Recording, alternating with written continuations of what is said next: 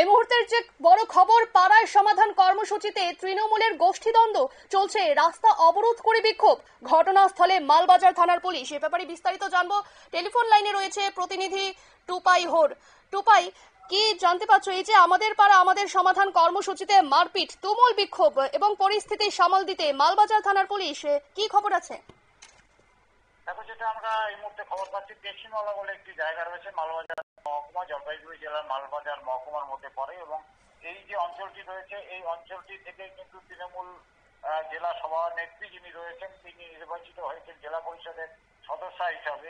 সেখানেই আজকে আমাদের পাড়া আমাদের সমাধান যে পশ্চিমবঙ্গ জুড়ে যে রাজ্য সরকারের একটা অনুষ্ঠান চলছে, প্রোগ্রাম চলছে, সেই কর্মসূচি চলছিল, সেখানেই কিন্তু এই উত্তেজনা সৃষ্টি হয় এবং সেটা পরবর্তীতে বচসার পরে হাতাহাতির পর্যায়ে চলে যায় এবং সেই খবর পাওয়া মাত্রই কিন্তু মালবাজার থেকে বড় পুলিশ বাহিনী ঘটনাস্থলে ছুটে গিয়ে পরিস্থিতি নিয়ন্ত্রণে আনে।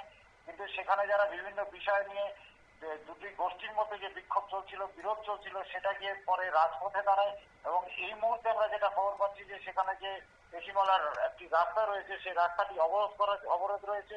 এখন অবরোধ করে সেখানে একটি গোষ্ঠী তৃণমূলের তারা বিক্ষোভ দেখাচ্ছে।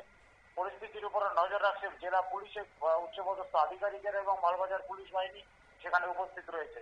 যদিও এই ঘটনা নিয়ে এই মুহূর্তে কিন্তু জেলা তৃণমূল কংগ্রেসের পক্ষ থেকে কোনো বক্তব্য যেরকম আমাদের কাছে নেই, সেরকম ভাবে বিরোধী পক্ষ থেকেও কেউ কোনো মন্তব্য এই মুহূর্তে করেনি।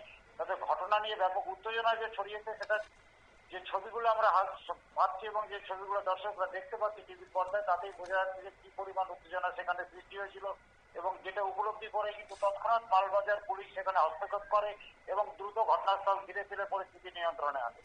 ধন্যবাদ টুপাই।